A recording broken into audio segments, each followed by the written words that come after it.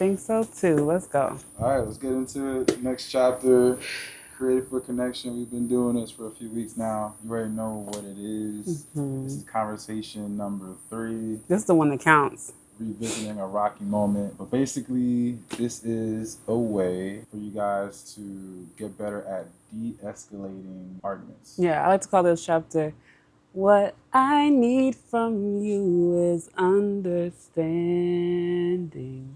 Yeah, that's what she said. I feel like it's more prevention. This is a prevention chapter. This one really holds a lot of value. The whole book is valuable. I've said that a million times, but I really feel like for this one, this is where you can revisit a rocky moment, claim your steps. There's accountability in this chapter. There's understanding in this chapter. There's prevention in this chapter. I feel like this is a gold mine.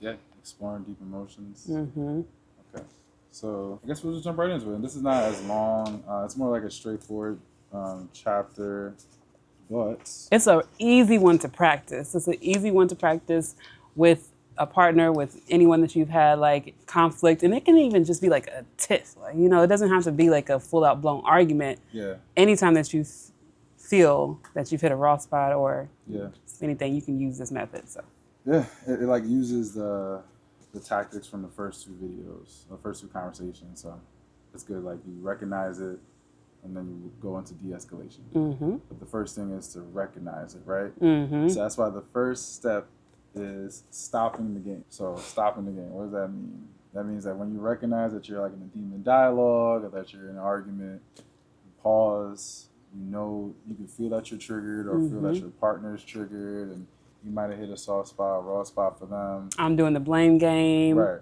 Yeah. The way the book describes it too, you go less from using like nouns like you and I, more to using we, right? Because now you're not accusing them of doing this to you. You're on the same team. That's what we always say that, like, you guys can be on the same team. That's literally what it means. Like, we need to stop this. We don't want to be going down this path, you know? It's always us versus the problem, never me versus you. Right. So that's a big one. Stopping the game. Then once you stop the game, you claim your own moves. What did I do? What did I do to get us here? Right? And we have a good example of this. I want to make sure we get through all these points. But Okay. it's like, just like really taking accountability, like you said. Like, it's not just the partner, the other person solely. Like, unless you're like Soul in Love Island. I think she had no accountability in that one. In that situation, yeah. I feel like it's really, really hard to really resolve a conflict with another person, just in general, if you don't recognize and acknowledge your part in it. And I know, you know, there's a lot of us who feel like we're never wrong. Yeah. And in some contexts, you know, maybe where you feel like you're not as wrong, that really doesn't help to like compare or to, it really doesn't help you move past it. This is all about like acknowledging, no matter how small your part may be, acknowledging how your part played into whatever dialogue or pattern that you fell into. Claiming your moves. Then after you claim your moves, you claim your own feelings. For the guys, I know this might be hard. It's like, okay, like you don't want to get too deep or emotional or sometimes, at least that's what like how I was initially. But I think I got better at that as I got older. I'm pretty like pretty emotional now. Somewhat, right? But how did your partner's words or actions make you feel? Right? Like what about the situation made you feel a certain way? I think it's important that you express that. Yeah. And I, for one, like I'm not very good at knowing right away. Like, so that's why this is a revisit a rocky time, because a lot of time in the moment, you're not going to be able to call on these tools when you're in the midst of a raw spot, when you're in the depths of an argument or conflict. So like we've learned early on, I feel like, you know, I'm a slow processor. You are do it right now. Yeah, I want to talk about it. My emotions are it's all happening right now. Yeah, and so when you're at that 10, it doesn't really help you to be able to like make it through these steps in a very productive fashion, or you know, to reach understanding. So yeah, I forgot how I got here, but I know it was important. Yeah, that's like every video. It is. It's my ADHD brain. Oh yeah, that's how. Because in the moment, I don't always know how I'm feeling or why I'm feeling the way I feel. So I need time to like process or really like just examine my own emotions. It's like, okay, I'm clearly triggered, but I don't know what or I don't know why. Why or, you know? So yeah, that's where it came from. Yeah. So like I had to. I think it's like a healthy pause, right? It's like okay, Hmm. let's not just like forget this happened, but let's revisit this. Yeah. Let's talk about it another time. Yeah. Owning how you shape your partner's feelings. So not only it's like okay, claiming your own feelings, like how your partner made you feel. You also have to claim how you made your partner feel, right? Through your actions, right? If you continue to hurt your partner and like make her sad or angry, it can't just be like her fault. Like, oh, she's the reason why she's upset because of her background, her trauma, her this and that, right? You made that happen somehow, right? So you got to claim how you did that. Like if I talk to you like elevated or yelled, and if I change the way I communicate, then I have to claim that. Yeah, we don't exist in a vacuum. Like we have to admit that we affect each other, and especially like if I care about you, you're gonna have the ability to affect me more because I care about your opinion. I care about this relationship. So we don't exist in a vacuum. I know people a lot of times have to say that you are responsible for how you feel, and that may have some truth, but there's a lot of nuance in that, and we affect each other, especially in these romantic partnerships. We affect each other a lot, and so we need to be honest about that and be able to acknowledge that so that we can affect change. Yeah. You can't just say it in your head. Like you gotta actively tell your partner this. It just does something. It makes them feel safer. Makes you feel understood, or like even in your head now, I feel like it just makes you understand your partner better when you know like how your actions make them feel. Yeah. And you say it out loud. Yeah. So.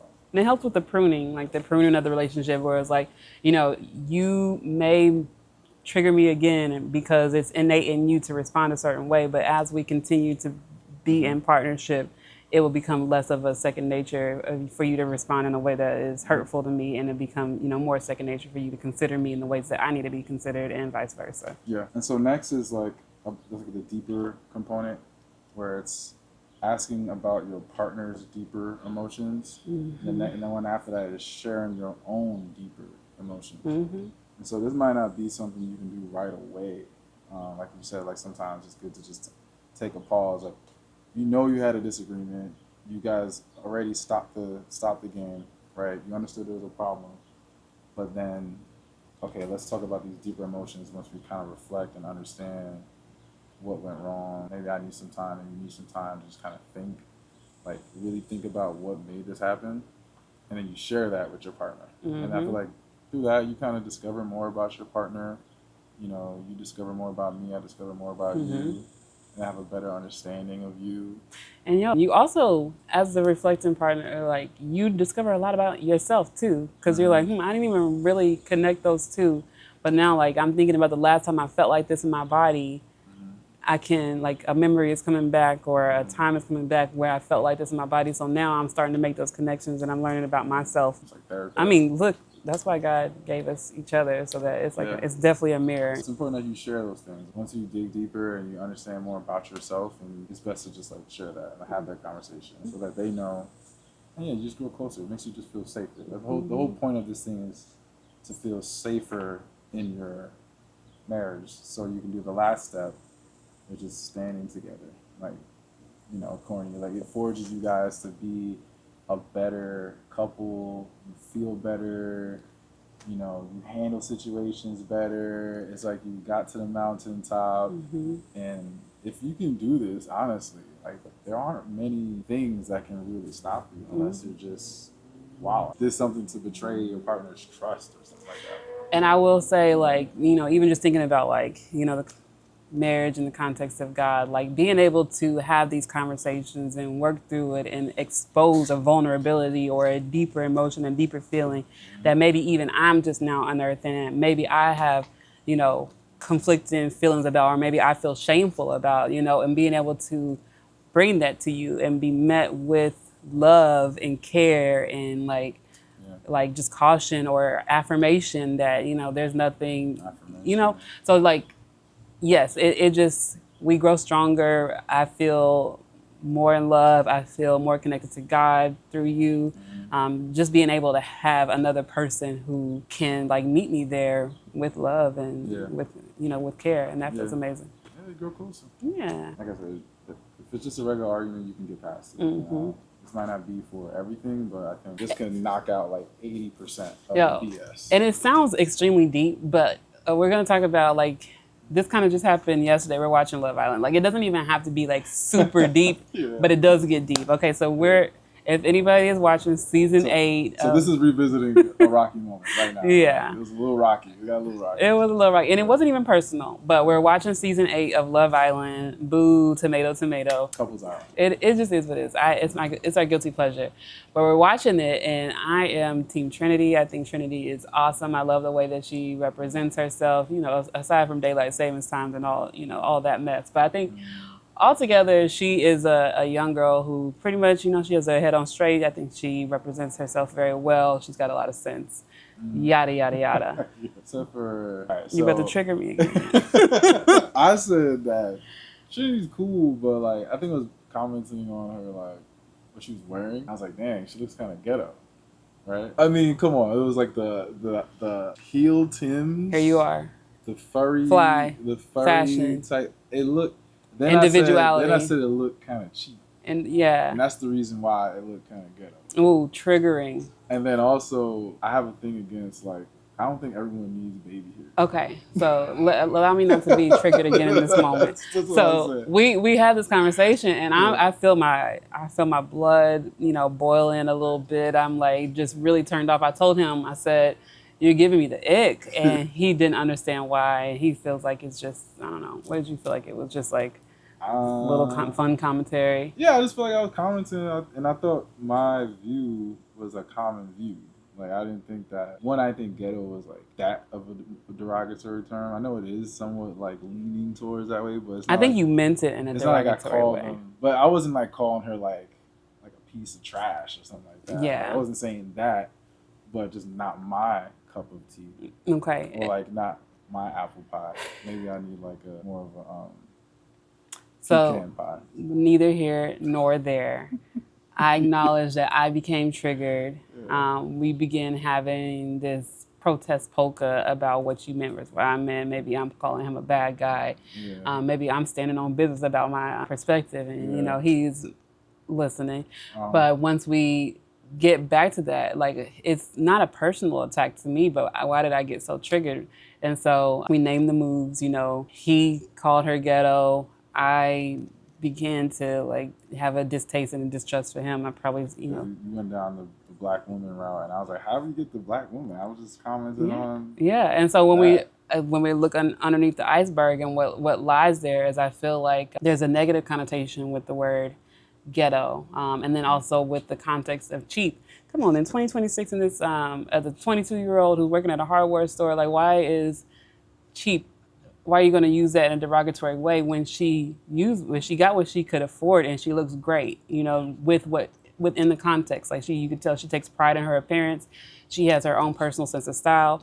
I don't think that we should be using that in a derogatory sense. And then when I look deeper about why that's so triggering for me, I was telling Brian, like, I don't come from any kind of money, it may look well and dandy now, but like, I started from the bottom.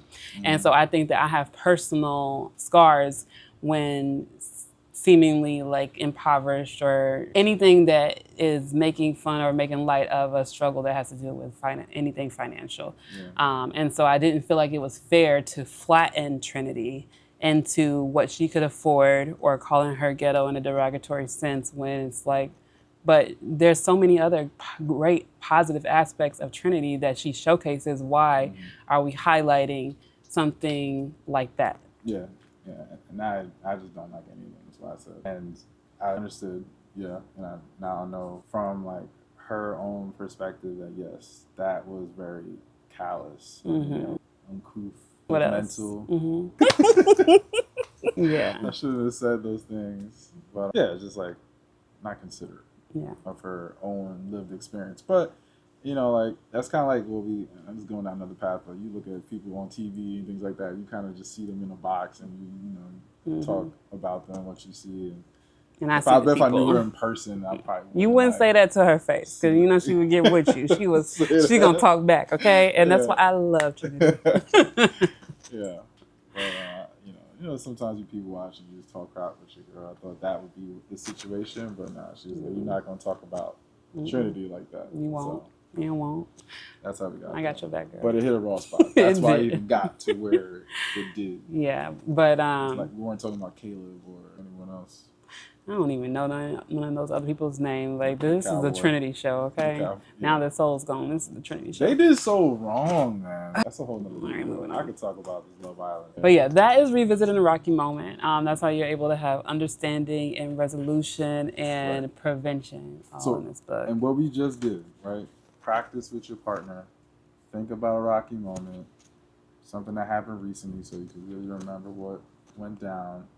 And then go through the steps, right? Like every step that we kind of just mentioned, which I forgot, but the initial ones: stop the game, stopping the game, claiming your own moves, claim your feelings, own how you shape your partner's feelings, ask about your partner's deeper emotions, and sharing your own deeper emotions, and lastly, getting past it and standing together. If you can do that, you'll practice these rocky moments. You'll get better at them.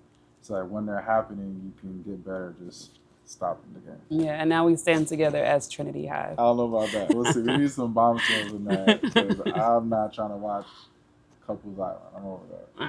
All right. We will be back. Yeah, the next one is going to be conversation 4, hold me tight, engaging and connecting. So even more connection. I'm going to pull you for a chat. Do that. All right. Bye, guys.